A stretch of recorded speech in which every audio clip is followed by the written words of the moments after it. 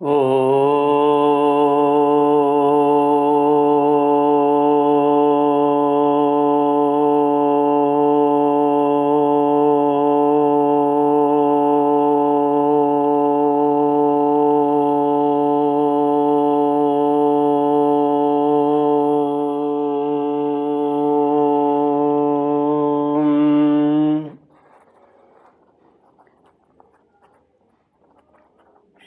श्री गुरुचरण कमलेभ्यो नमः। श्री गणेशाय नमः। श्री सरस्वत्यै नमः। श्री विष्णवे नमः। श्री कृष्ण गोविंद हरे मुरारी, हे नाथ नारायण वासुदेव। श्री कृष्ण गोविंद हरे मुरारी, हे नाथ नारायण वासुदेव। ओम नमो भगवते वासुदेवाय। ओम नमो भगवते वासुदेवाय। कृष्णाय वासुदेवाय हरये परमात्मने प्रणतक्लेशनाशाय गोविन्दाय नमो नमः। सच्चिदानन्दरूपाय विश्वोत्पत्त्यादिहेतवे तापत्रयविनाशाय श्रीकृष्णाय वयं नमः। सच्चित आनंद स्वरूप परमात्मा जो सृष्टि के उत्पत्ति, पालन और संहार करता है तथा जीवों के आध्यात्मिक, आदि दैविक, आदि भौतिक तापों को नष्ट करने वाले हैं, अर्थात जीवों के मानसिक, शारीरिक और भौतिक दुखों को दूर करने वाले हैं, उन श्री कृष्ण भगवान को हम नमस्कार करते हैं।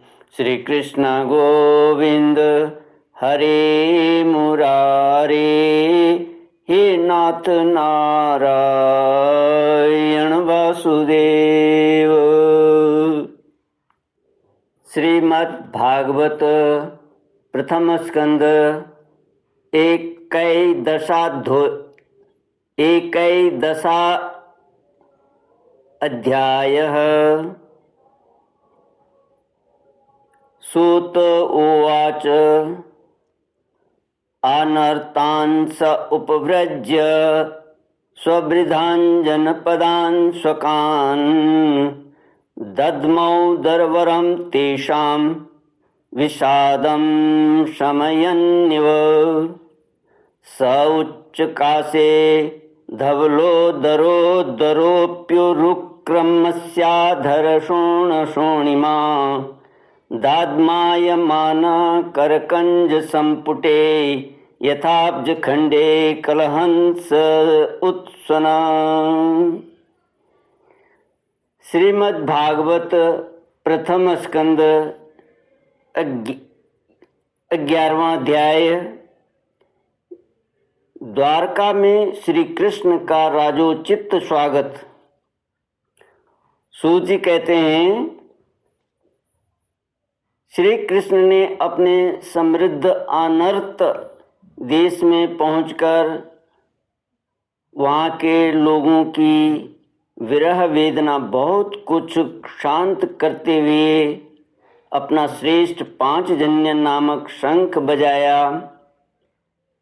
भगवान के होठों की लाली से लाल हुआ वह श्वेत वर्ण का शंख बजते समय उनके कर कमलों में ऐसा शोभायमान हुआ जैसे लाल रंग के कमलों पर बैठकर कोई राजहंस उच्च स्वर से मधुर गान कर रहा हो। भगवान के शंख की वह ध्वनि संसार के भय को भयभीत करने वाली है, उसे सुनकर सारी प्रजा अपने स्वामी श्री कृष्ण के दर्शन की लालसा से नगर के बाहर निकल आई। भगवान श्री कृष्ण आत्माराम हैं, वे अपने आत्मलाभ से ही सदा सर्वदा पूर्ण काम हैं। फिर भी जैसे लोग बड़े आदर से भगवान सूर्य को भी दीप दान करते हैं, वैसे ही अनेक प्रकार की भेंटों से प्रजा ने श्री कृष्ण का स्वागत किया। सबके मुख कमल प्रेम से खिल उठे। हे हर्ष गदगद, वे हर्ष गदगद वाणी से सबके सुहृद और संरक्षक भगवान श्री कृष्ण की ठीक वैसे ही स्तुति करने लगे, जैसे बालक अपने पिता से अपनी तोतली बोली में बातें करते हैं। स्वामिन, हम आपके उन चरण कमलों को सदा सर्वदा प्रणाम करते हैं। आपके उन चरण कमलों को सदा सर्वदा प्रणाम करते हैं, जिनकी वंदना ब्रह्मा, शंकर और इंद्र तक करते हैं, जो इस संसार में परम कल्याण चाहने वालों के लिए सर्वोत्तम आश्रय हैं, जिनकी शरण ले लेने पर परम समर्थ काल भी एक बार तक बांका नहीं कर सकता। विश्वभावन, आप ही हमारे माता, सुहृद, स्वामी और पिता हैं। आप ही हमारे सद्गुरु और परम आराध्य देव हैं। आपके चरणों की सेवा से हम कृतार्थ हो रहे हैं। आप ही हमारा कल्याण करें। आहा, हम आपको पाकर सनाथ हो गए, क्योंकि आपके सर्व सौंदर्य सार अनुपम रूप का हम दर्शन करते रहते हैं। कितना सुंदर मुख है, प्रेम पूर्ण मुस्कान से स्निग्ध चितवन। यह दर्शन तो देवताओं के लिए भी दुर्लभ है। कमल नयन श्री कृष्ण, जब आप अपने बंधु बांधवों से मिलने के लिए हस्तिनापुर अथवा मथुरा ब्रजमंडल चले जाते हैं, तब आपके बिना हमारा एक एक क्षण कोटि कोटि वर्षों के समान लंबा हो जाता है। आपके बिना हमारी दशा वैसी हो जाती है जैसे सूर्य के बिना आँखों की। भक्त वत्सल भगवान श्री कृष्ण प्रजा के मुख से ऐसे वचन सुनते हुए और अपनी कृपामयी दृष्टि से उन पर अनुग्रह की वृष्टि करते हुए द्वारका में प्रविष्ट हुए। श्री कृष्ण गोविंद हरे मुरारे, हे नाथ नारायण वासुदेव। जैसे नाग अपनी नगरी भोगवती पातालपुरी की रक्षा करते हैं, वैसे ही भगवान की वह द्वारकापुरी भी मधु, भोज, दशारह, अरह, कुकुर, अंधक और विष्णुवंशी यादवों से, जिनके पराक्रम की तुलना और किसी से भी नहीं की जा सकती, सुरक्षित थी। वह पुरी समस्त ऋतुओं के संपूर्ण वैभव से संपन्न एवं पवित्र वृक्षों एवं लताओं के कुंजों से युक्त थी। स्थान स्थान पर फलों से पूर्ण उद्यान, पुष्ट वाटिकाएं एवं क्रीड़ावन थे। बीच बीच में कमल युक्त सरोवर नगर की शोभा बढ़ा रहे थे। नगर के फाटकों, महल के दरवाजों और सड़कों पर भगवान के स्वागतार्थ वंदनवारें लगाई गई थी। चारों ओर चित्र विचित्र ध्वजा पताकाएं फहरा रही थी, जिनसे उन स्थानों पर घाम का कोई प्रभाव नहीं पड़ता था। उसके राजमार्ग, अन्य सड़कें, बाजार और चौक झाड़ बोहार कर सुगंधित जल से सींच दिए गए थे और भगवान के स्वागत के लिए बरसाए हुए फल, फूल, अक्षत, अंकुर चारों ओर बिखरे हुए थे। घरों के प्रत्येक द्वार पर दही, अक्षत, फल, ईख, जल से भरे हुए कलश, उपहार की वस्तुएं और धूप दीप आदि सजा दिए गए थे। उदार शिरोमणि वसुदेव, अक्रूर, उग्रसेन, अद्भुत पराक्रमी बलराम, प्रद्युम्न, चारुदेशण और जामवती नंदन शांब ने जब यह सुना कि हमारे प्रियतम भगवान श्री कृष्ण आ रहे हैं, तब उनके मन में इतना आनंद उमड़ा कि उन लोगों ने अपने सभी आवश्यक कार्य, सोना, बैठना और भोजन आदि छोड़ दिए। प्रेम के आवेग से उनका हृदय उछलने लगा। वे मंगल शकुन के लिए एक गजराज को आगे करके सत्स्ययन पाठ करने लगे। सत्स्ययन पाठ करते हुए और मांगलिक सामग्रियों से सुसज्जित ब्राह्मणों को साथ लेकर चले। शंख और तुरही आदि बाजे बजने लगे और वेद ध्वनि होने लगी। वे सब हर्षित होकर रथों पर सवार हुए और बड़ी आदर बुद्धि से भगवान की अगवानी करने चले। साथ ही भगवान श्री कृष्ण के दर्शन के लिए उत्सुक सैकड़ों श्रेष्ठ वारांगनाएं, जिनके मुख कपोलों पर चमचमाते हुए कुंडलों की कांति पड़ने से बड़े सुंदर दिखते थे, पालकियों पर चढ़कर भगवान की अगवानी के लिए चली। बहुत से नट, नाचने वाले, गाने वाले, विरध बखानने वाले, सूत, मागध और बंदीजन भगवान श्री कृष्ण के अद्भुत चरित्रों का गायन करते हुए चले। भगवान श्री कृष्ण ने बंधु बांधवों, नागरिकों और सेवकों से उनकी योग्यता के अनुसार अलग अलग मिलकर सबका सम्मान किया। किसी को सिर झुकाकर प्रणाम किया, किसी को वाणी से अभिवादन किया, किसी को हृदय से लगाया, किसी से हाथ मिलाया, किसी की ओर देखकर मुस्कुरा भर दिया और किसी को केवल प्रेम भरी दृष्टि से देख लिया। जिसकी जो इच्छा थी उसे वही वरदान दिया। इस प्रकार चांडाल पर्यंत सबको संतुष्ट करके गुरुजन, सपत्नीक, ब्राह्मण और वृद्धों तथा दूसरे लोगों का भी आशीर्वाद ग्रहण करते एवं वंदी जनों से विरुदावली सुनते हुए सबके साथ भगवान श्री कृष्ण ने नगर में प्रवेश किया।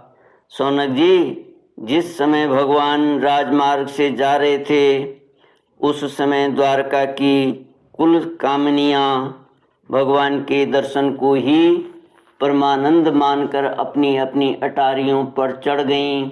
भगवान का वक्षस्थल मूर्तिमान और सौंदर्य लक्ष्मी का निवास स्थान है। उनका मुखारविंद नेत्रों के द्वारा पान करने के लिए सौंदर्य सुधा से भरा हुआ पात्र है। उनकी भुजाएं लोकपालों को भी शक्ति देने वाली हैं।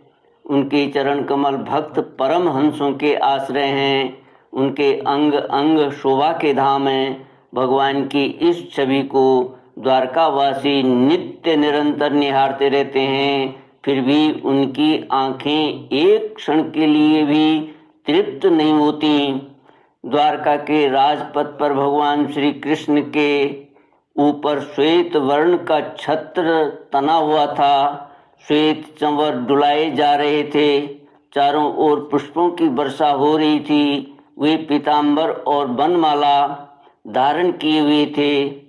इस समय वे ऐसे शोभायमान हुए मानो श्याम मेघ एक ही साथ सूर्य, चंद्रमा, इंद्रधनुष और बिजली से शोभायमान हो। भगवान सबसे पहले अपने माता पिता के महल में गए। वहाँ उन्होंने बड़े आनंद से देवकी आदि सातों माताओं को चरणों पर सिर रखकर प्रणाम किया। और माताओं ने उन्हें अपने हृदय से लगाकर गोद में बैठा लिया।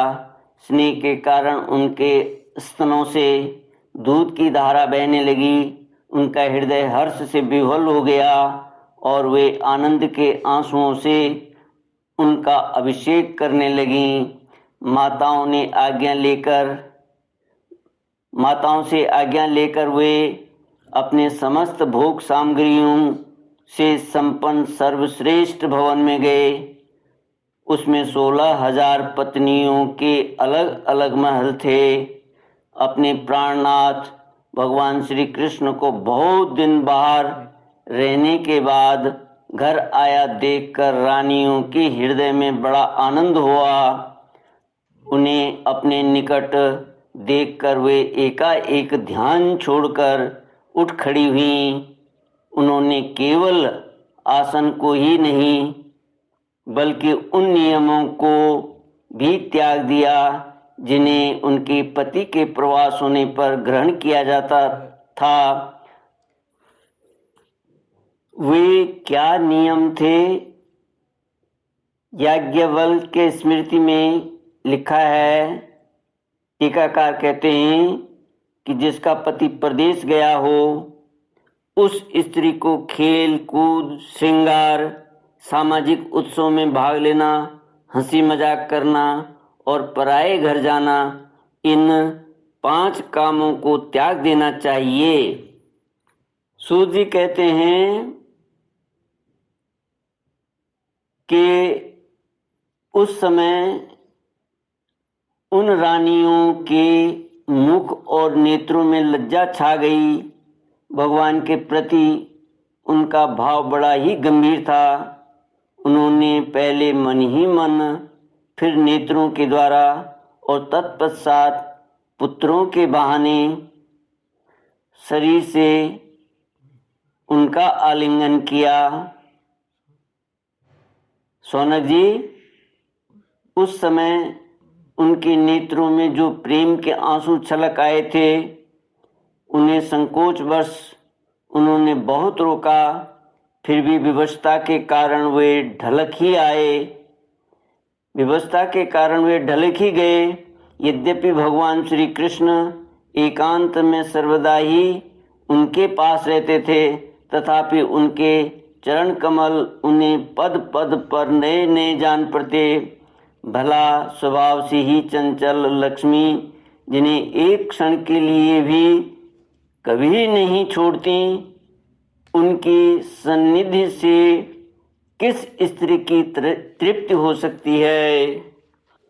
जैसे वायु बांसों के संघर्ष से दावानल पैदा करके उन्हें जला देता है, वैसे ही पृथ्वी के भारभूत और शक्तिशाली राजाओं में परस्पर फूट डालकर बिना शस्त्र ग्रहण किए ही भगवान श्री कृष्ण ने उन्हें कई अक्षौहिणी सेना सहित एक दूसरे से मरवा डाला और उसके बाद आप भी उपराम हो गए।